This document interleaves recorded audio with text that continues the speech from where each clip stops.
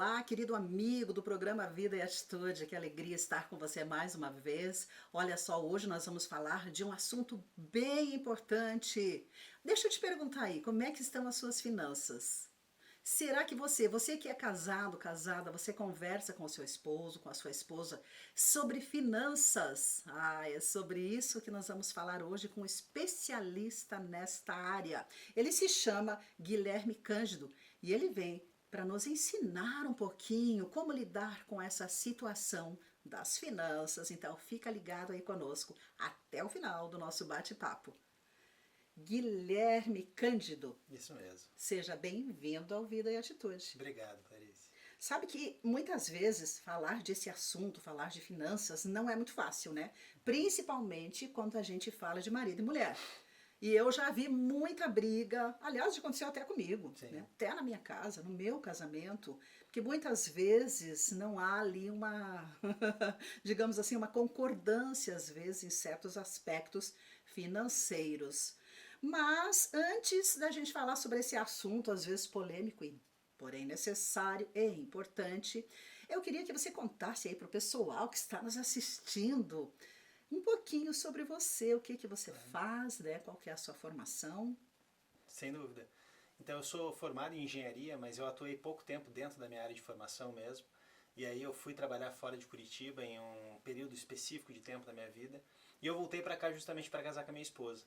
E nesse retorno, meu principal foco era abrir uma empresa. Eu queria me tornar empresário, eu já tinha esse sonho desde da minha infância, da minha adolescência. E nesse momento, quando eu decidi abrir minha empresa, a minha família, meu pai e meu irmão, me convidaram para trabalhar na empresa deles, estruturando toda a área financeira e administrativa da empresa que eles têm. Eles têm uma empresa de contabilidade aqui em Curitiba. E eu aceitei o desafio porque isso ia me preparar para abrir a minha empresa futuramente. Que aconteceu de fato. Eu abri minha empresa em 2014, fiquei com ela até 2016. E depois, por uma série de outras questões, e até mesmo pela minha paixão pela área financeira, pela parte da educação financeira focada em famílias, eu resolvi deixar minha empresa de lado e direcionar meu esforço 100% para isso. E essa necessidade, ou essa vontade, ou esse amor por essa parte de educação financeira focada em família surgiu quando eu me casei. Então isso aconteceu, minha formatura aconteceu em 2012, eu fiquei 2012 inteiro fora de Curitiba.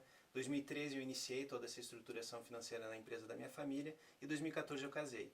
E aí tudo isso veio junto, na hora que eu casei com a minha esposa eu comecei a ter justamente as discussões, as brigas relacionadas a dinheiro, porque a gente tinha modelos financeiros completamente distintos. E eu percebi que aquilo ali começou a gerar muito atrito. Aham. As principais discussões vinham em torno de dinheiro. Será que é por isso, então, Guilherme, que acontece tudo isso, né? Tipo, as pessoas casam, mas elas vêm cada um com a sua cultura, né? Sim. Cada um tem ali a sua bagagem cultural, Uhum. certo? E o seu estilo de vida, né? Será que é Exato. por isso, então, que acontece desavenças, acontece a discórdia ali no momento que começa, acho que talvez não no primeiro, segundo, terceiro mês, mas depois de um ano de casado, né? Sem Que dúvida. daí já o dinheiro já foi gasto na lua de mel, Exato. nas coisas ali do casamento, e daí agora o que, que a gente vai fazer? Mas eu queria que você contasse um pouquinho também, né, sobre essa educação focada em casais e famílias, de que forma que você tem trabalhado com esse segmento. Sim. Então, tudo como eu te disse, né, essa parte se tornou necessária na minha vida pessoal.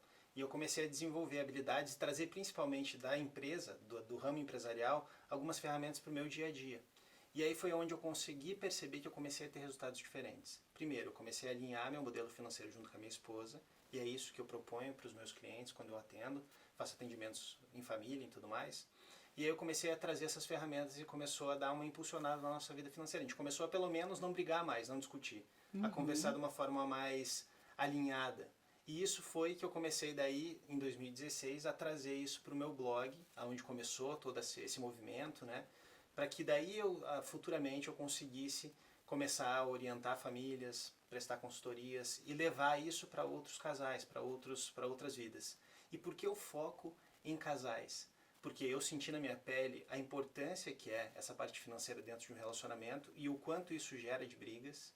Então, assim, não é só a briga pelo dinheiro, mas às vezes é a briga por uma coisa que não tem nada a ver, às vezes uma viagem que foi marcada que um teve que pagar um empréstimo para conseguir pagar metade daquela viagem, não avisou o parceiro e gerou todo um incômodo. Então isso tudo começou a aparentar para mim assim que era muito mais profundo e por isso que se tornou tão necessário para mim. E depois, lógico, em 2016, quando eu iniciei meu blog, eu e minha esposa nós estávamos grávidos do nosso primeiro filho e eu queria começar a passar um melhor exemplo para ele. E aí eu falei, puxa vida, e se eu começar a formar pessoas também que sabem lidar melhor com dinheiro em casal, eles naturalmente vão ser melhores exemplos para os filhos e futuramente esses filhos vão crescer sabendo lidar muito melhor com o dinheiro. Então é como se fosse uma reação em cadeia.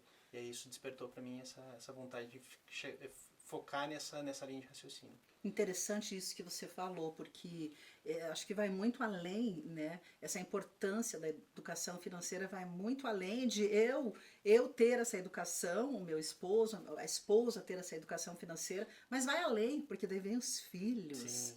E aí, como é que você vai, de repente, explicar para o teu filho, quando você está no supermercado e ele entrou ou numa loja, no shopping, entrou no setor de brinquedos e quer um brinquedo e aquele brinquedo é caro. E naquele momento a gente não pode pagar. E aí como explicar para o teu filho, né, que ele não vai levar aquele brinquedo naquele dia? Eu acho importante isso. Então vai muito além, né, vai muito além do casal, mas acho que se estende, inclusive, além dos filhos, né, e ao redor.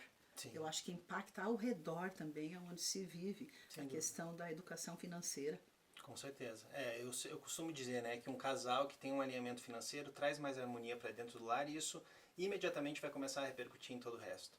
Vai ser um casal mais feliz, muito provavelmente, mais unido, que vai transmitir essa união, vai transmitir essa harmonia para quem estiver em volta, vizinhos e tudo mais. Então, naturalmente, isso vai causando um impacto muito maior, como você falou. Uhum. Agora, vamos falar um pouquinho da família brasileira, tá? Quais são os maiores desafios da família brasileira na questão financeira? Bom, o primeiro deles, sem dúvida nenhuma, eu posso contar independente da faixa de renda, tá? Eu já atendi clientes que ganham, a família ganha mais de 100 mil reais, até clientes que têm ali uma renda em torno de 2 mil reais. Sempre, sempre, sempre, o que mais falta é comunicação. A falta de comunicação e de clareza em transmitir informação e a confiança que um tem no outro para falar, olha, eu ganho X, eu ganho Y. Mas tudo bem, a gente não está numa competição. Não sou eu ganho mais e você ganha menos. Não, a nossa renda é a renda da família. E essa é a grande dificuldade da maior parte das famílias. E aí eles começam a viver vidas separadas. Um faz algumas coisas porque tem mais dinheiro às vezes, o outro fica rescindido, acaba gerando atrito, mas eles nunca chegam num alinhamento. E essa falta de comunicação, de alinhamento, de diálogo, é que para mim, o que eu tenho percebido, mais causa problemas dentro das famílias. Que coisa incrível que você falou, eu concordo. Gente, é falta de comunicação. Então, não é a falta de dinheiro o maior Exatamente. problema. Poderíamos pensar, né? Poderíamos até dizer diretamente, a falta de dinheiro. O maior problema do mundo, o problema do Brasil, falta de dinheiro. Não é. É a falta de comunicação. A tal da comunicação, a famosa comunicação, que em tudo, né, se a gente não souber realmente desenvolver de uma forma efetiva, ou de repente ter uma comunicação assertiva, Exato. não vai dar certo. Em todas as áreas. Perfeito. Tem que É treinar, isso mesmo. tem que treinar. Agora, como que faz, né? Por exemplo, o casal. Então, tem lá o casal, financeiramente até estabilizado, estão mais ou menos bem, mas eles não se comunicam. Eles não se falam. Então, quer dizer, o outro nem sabe o esposo não sabe o que a esposa ganha. De repente, o esposo aparece lá, fez um investimento lá num apartamento, e daí, como é que fica? Né? Toda essa comunicação ela precisa ser clara, mas para isso, primeiro, precisa ser criado um ambiente que seja seguro para eles falarem sobre dinheiro. É muito difícil e é muito comum também encontrar casais que se atacam muito, se comparam muito, se julgam demais quando começam a envolver parte financeira. Comparação. É muito grande isso. Acontece com muita frequência. Então, criar um ambiente seguro, onde eu te escute e você não me julgue quando eu estou falando, é fundamental para que isso comece a acontecer. E mais do que isso, começar a alinhar alguns conceitos. Então, o que é uma vida dos meus sonhos, por exemplo? Se você compartilhar também a tua, a gente consegue chegar numa que seja de nós dois. E aí, quando a gente tem um alinhamento e uma união e um propósito específico, fica muito mais fácil da gente caminhar juntos. E aí não cada um puxar para um lado e acabar os dois frustrados lá na frente, né, no final da vida, enfim. Então, inclusive, rompimentos de casamento acontecem por falta de diálogo financeiro. Ah, meu marido está gastando demais, está fazendo dívidas. mas o marido não consegue falar para a esposa que não tem dinheiro para viajar. Então ele acaba pegando dinheiro emprestado para pagar a viagem, porque eles acordaram que cada um tem que pagar metade, e ele está fazendo dívidas. E aí, em um momento, a esposa descobre. Então eu costumo dizer que a traição financeira ela é tanto quanto ou mais prejudicial do que a traição amorosa, por exemplo. Porque o que eu tenho percebido com a minha experiência é o impacto devastador que tem uma coisa como essa. E é muito mais comum do que a gente imagina. Então, Sim. a falta de diálogo causa, muitas vezes, dívidas em um dos lados do casal que não conseguem se comunicar. E isso vai agravando o problema até que o outro lado descobre e fala, puxa vida, você não me disse que tinha essa dívida. Mas talvez não tenha perguntado, não tenha abertura necessária para isso. E acaba, às vezes, causando um rompimento no relacionamento. Que coisa, não é mesmo? Inclusive, você falando aí, eu me lembro de uma peça que eu assisti há pouco tempo atrás, que, se não me engano, o nome é Eu Devia Ter Ouvido Minha Mulher. Eu não estou puxando aqui a brasa, né, para Sim, sim. o meu lado, mas assim, ele foi, né, então era um casal nessa peça o tempo todo. E ele, de repente, resolveu comprar um apartamento, tá? Era um apartamento de 80 mil reais, e esse 80 mil era o que eles tinham na conta, que eles conseguiram guardar nas economias ali, o que eles tinham conseguido, digamos assim, fazer aquele pé de meia juntos, né? Uhum. E ele não falou nada para ela e comprou um apartamento do jeito que ele achou que poderia comprar, achou que o preço estava legal, só que ele gastou todo aquele dinheiro no apartamento. Mas não era isso que ela queria. Ela queria viajar, ela queria outras coisas, sabe? Sim. E foi muito engraçado, assim, de uma forma cômica até, muito engraçada, o jeito de eles mostrarem na peça que tem que ter comunicação, é aquilo que você falou. Precisa comunicar, precisa alinhar e de repente aí saber do sonho do outro, né? E de Exatamente. repente eu vou lá e penso assim, eu vou comprar aquele apartamento dos meus sonhos. Vou comprar, ele vai gostar, tá tudo Uhum. certo. Mas não era aquilo que ele queria, não é Exato, mesmo? exato. Talvez não era naquele bairro que ele queria, ou ele queria ter participado daquele momento, da escolha também, né? Eu acho assim que é mais do que, como a gente costuma falar na nossa linguagem aí dentro né, do coaching, da psicologia, que é mais do que a chegada, né? É o processo, é a Exato. jornada, a escolha, aquela coisa bonita de estar os dois juntos ali escolhendo e realizando, né? Acho que isso traz muito mais felicidade. O que você concorda comigo? Porque o especialista em finanças é você, né? O que você acha disso? Eu concordo 100% com você. Uma coisa que eu gostaria de falar é assim, que nunca existe uma má intenção, ou pelo menos na maioria das vezes não existe uma má intenção, por exemplo, do marido ir lá e comprar o apartamento com os 80 mil reais. Muitas vezes ele estava pensando em trazer conforto para a família, em fazer alguma coisa que fosse boa para todos, mas como a expectativa da esposa muitas vezes não era essa, e faltou esse diálogo e essa coesão entre os dois, isso faz com que alguém fique frustrado. E aí a frustração dela provavelmente resulta em alguma crítica, algum julgamento pela decisão que ele tomou, e aí ele também vai ficar bravo, porque ele está sendo julgado numa coisa que ele estava querendo fazer pelo bem da família. Então isso é extremamente comum. Tanto que eu já atendi casais, por exemplo, que pegavam o dinheiro que sobrava e colocavam em coisas diferentes. Então um queria viajar, o outro queria pagar o apartamento o mais rápido possível. Poxa vida, mas por que não conversam? E aí foi um trabalho a ser desenvolvido. Por que não conversar, alinhar e os dois, em comum acordo, sim, decidirem qual percentual vai para isso, qual percentual vai para aquilo. Vamos fazer as duas coisas, vamos fazer junto? Porque assim fica muito mais fácil, o relacionamento fica muito mais leve, eu não fico te julgando, você não fica me julgando, eu não fico te criticando, nem você. Então tudo isso é um trabalho. Só que lógico, tem que ter abertura, tem que ter disponibilidade dos dois para falar sobre esses assuntos e se abrir dessa forma. Principalmente com respeito, com empatia, com vulnerabilidade muitas vezes, porque às vezes está passando por uma situação delicada, tem que se tornar vulnerável e falar, não, eu estou com dívida, não estou conseguindo sair disso, eu estou com dificuldade, eu preciso de ajuda, me ajude. Então isso é muito difícil. Eu vejo que para o universo masculino isso é ainda mais difícil. Uhum. É verdade, os homens, eles são, eu penso, tá? Essa é uma opinião minha aqui, da Clarice. Eles têm, bom, você também falou aí, eles têm um pouquinho mais de dificuldade dessa comunicação assertiva, ou digamos assim, dessa clareza na hora de falar. Será que é timidez? Será porque o homem ele é mais introspectivo mesmo? Ele pensa mais, ele guarda mais para ele? Porque a mulher é assim, a mulher ela tem um sonho, ela sai falando para as amigas, né? Sai falando para a mãe, para as irmãs, para a família, para as amigas. Eu tô sonhando em fazer aquilo. E o homem já não, né? Ele é mais fechado. Sim, principalmente na parte financeira eu enxergo muito isso. Muitas vezes quem vem falar comigo para buscar um atendimento financeiro, uma ajuda, uma consultoria financeira é a mulher. Ela quer envolver o marido, mas ela vem falar comigo para que eu consiga trazer ele para perto.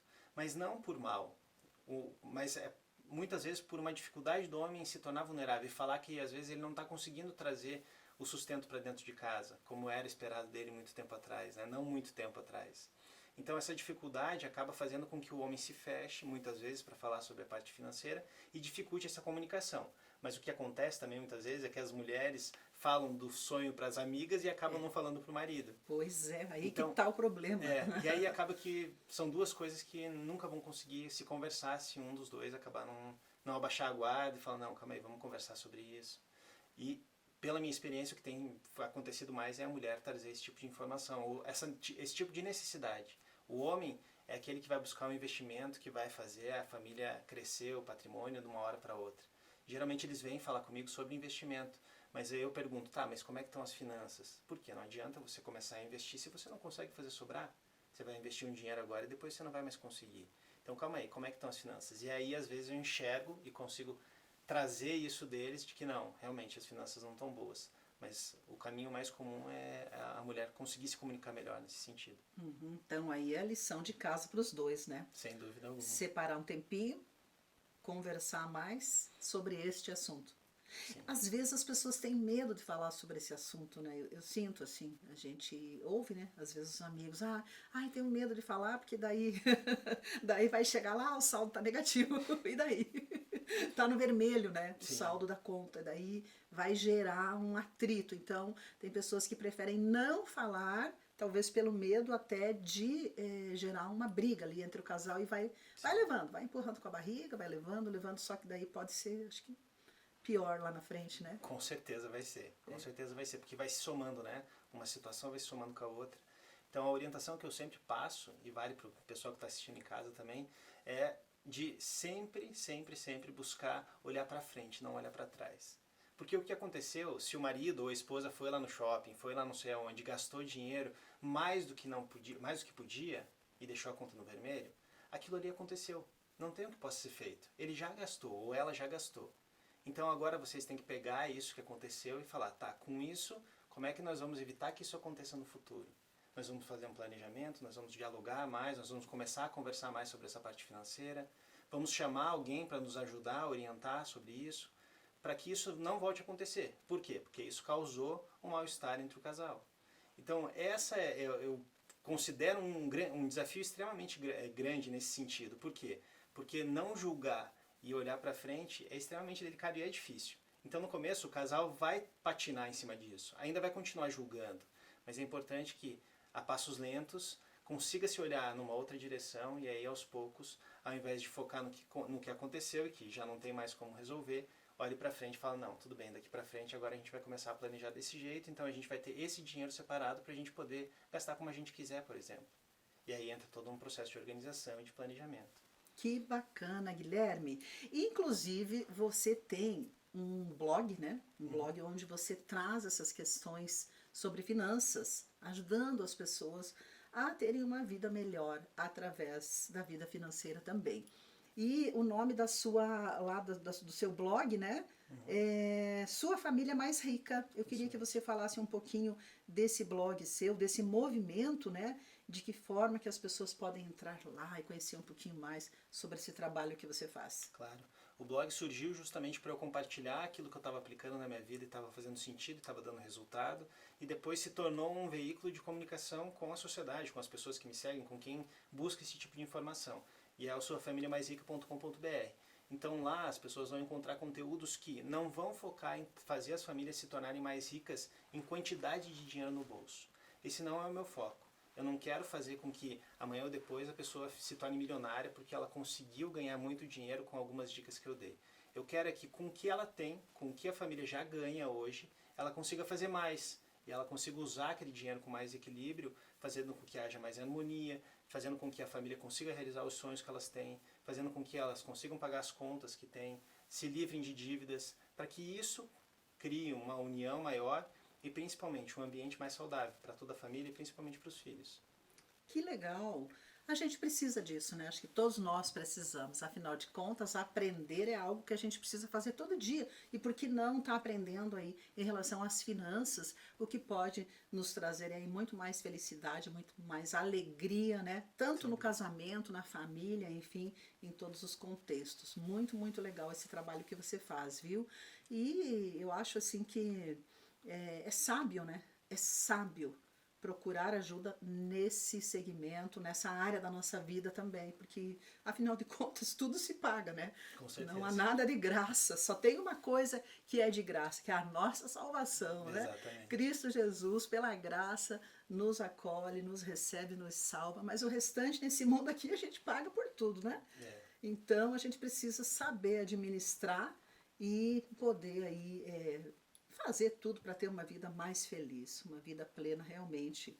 com Que certeza. bacana. E olha, conversando com você, eu acho que tem tudo a ver a gente fazer uma leitura hoje aqui, que eu trouxe do Pão Diário. Guilherme, se você me permite, Claro. eu vou ler aqui, ó, para você e para todos os nossos amigos que estão nos acompanhando aí no Vida e Atitude. De vez em quando a gente traz um devocional.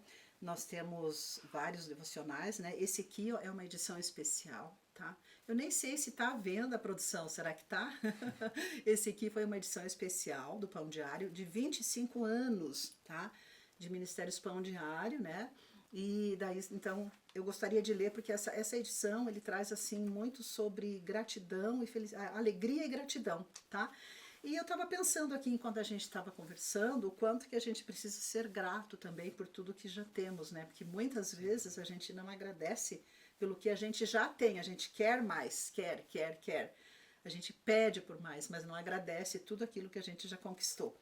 Então, o nome dessa meditação, ela se chama assim, ó, A Arte da Gratidão. Eu vou ler. No dia do nosso casamento, Marte e eu fizemos os votos de sermos fiéis na alegria e na tristeza, na saúde e na doença, na riqueza e na pobreza. De certa forma, pode parecer estranho incluir votos sobre a crua realidade da tristeza, doença e pobreza num alegre dia de casamento. Mas isso sublinha o fato de que a vida frequentemente tem tempos ruins. Então, o que devemos fazer quando enfrentamos os inevitáveis problemas, as dificuldades da vida? Paulo nos exorta em nome de Cristo. Sejam gratos em todas as circunstâncias. E isso está escrito em 1 Tessalonicenses, capítulo 5, versículo 18. Pode parecer difícil, mas há um bom motivo para Deus nos encorajar a adotar o espírito de gratidão. A gratidão é embasada na verdade de nosso Senhor. É bom e que seu amor dura para sempre, conforme a gente lê lá em Salmos 118, verso 1. Ele está presente conosco e nos fortalece em meio aos problemas, de acordo com Hebreus capítulo 13, versículos 5 e 6. E amorosamente ele usa as nossas provações para deixar o nosso caráter à sua semelhança. A gratidão é uma virtude que cresce com a prática. Então vamos praticar aí a gratidão e agradecer por tudo que já temos, porque quem é grato é mais feliz. Sem dúvida. Concorda comigo? 100%. É isso aí. Bom, Guilherme, nós vamos encerrando o nosso programa de hoje por aqui. Para reforçar aqui o seu contato, você pode falar novamente aí para quem está em casa e quer anotar Claro, lá? claro. Pode me seguir no Instagram, Guilherme Cândido S de sapo, que é Guilherme Cândido da Silva. Tem o suafamiliamaisrica.com.br, lá vocês vão encontrar todos os conteúdos e também meus cursos, meus treinamentos que eu dou online, físico, enfim, toda a parte de consultoria também. É isso aí, muito obrigada pela sua Foi participação um de prazer. hoje, trazendo aqui esse assunto sobre educação financeira. Obrigada mesmo. E você que esteve conosco, gratidão aí por estar acompanhando mais uma vez o nosso bate-papo. Te espero no próximo Vida e Atitude.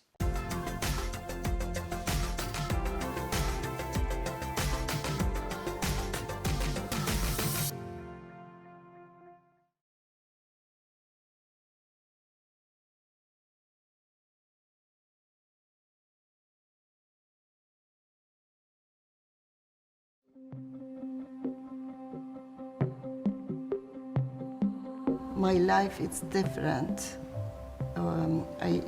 My life is not for me. It is for Swedish people. It is for many people here in Sweden. They must wake up. Sweden is very kind, and Sweden is very kind heart, and they take it. Come, please come. I think it was God to Sweden to open it, that people come. Many of that people come to Jesus. Many of that people was Muslim and big Christian. God sent me here to missionary for the Sweden. That's great. I must to go that way to be ready for help people in Sweden. Maybe other country, I don't know, but just now I must. Do you see the beautiful irony in God sending a woman from Iran to come to Sweden to be a missionary to the Swedish people after a whole history of people from the West going all over the world? And I said, just now I don't know why I am here, but I know it's my calling. In the beginning, we was 3 persons. Just now we have 300 members in our church. Wow. Everyone, they was Muslim and big Christian here in that church. You are not afraid of seeing God show up in miraculous and supernatural ways. Like that's just something that you've seen on a regular basis. Did that ever freak you out? Scare you, like to see? No. I'm not afraid. You're not afraid? I'm not afraid because it's nature for God. I think it was God did to me.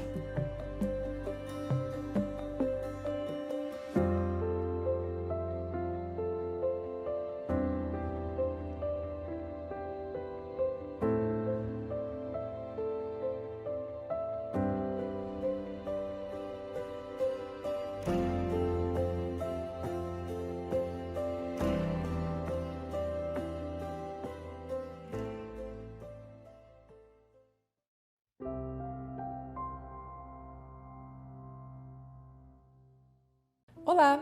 Hoje, o nosso devocional foi retirado do livro Promessas de Deus, Depósitos no Banco da Fé, de Charles Spurgeon. E o título dele é Jamais Lançarei Fora.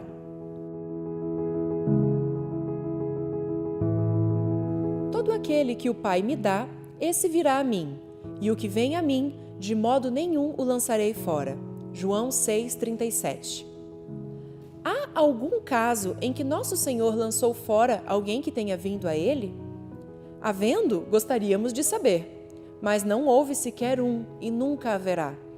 Entre as almas perdidas no inferno, não há uma que possa dizer, eu fui a Jesus e Ele me rejeitou. Não é possível que você ou eu sejamos os primeiros com os quais Jesus não cumprirá a sua palavra.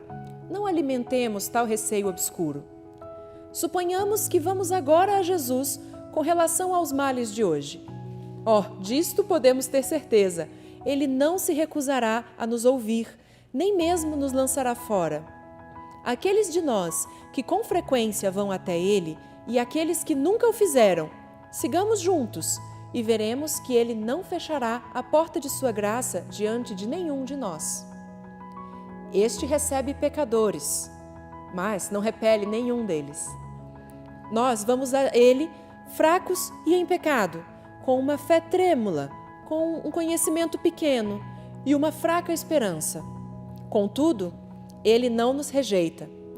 Achegamo-nos a Ele pela oração, e essa oração foi rompida, pela confissão, e essa confissão falhou, com louvor, e esse louvor está muito aquém dos seus méritos. Ainda assim, Ele nos recebe. Apresentamo-nos a Ele enfermos, corrompidos, desgastados e indignos. Mesmo assim, de maneira alguma, Ele nos rejeita. Voltemos a Ele novamente hoje, pois o Senhor jamais nos lança fora. Deus te abençoe.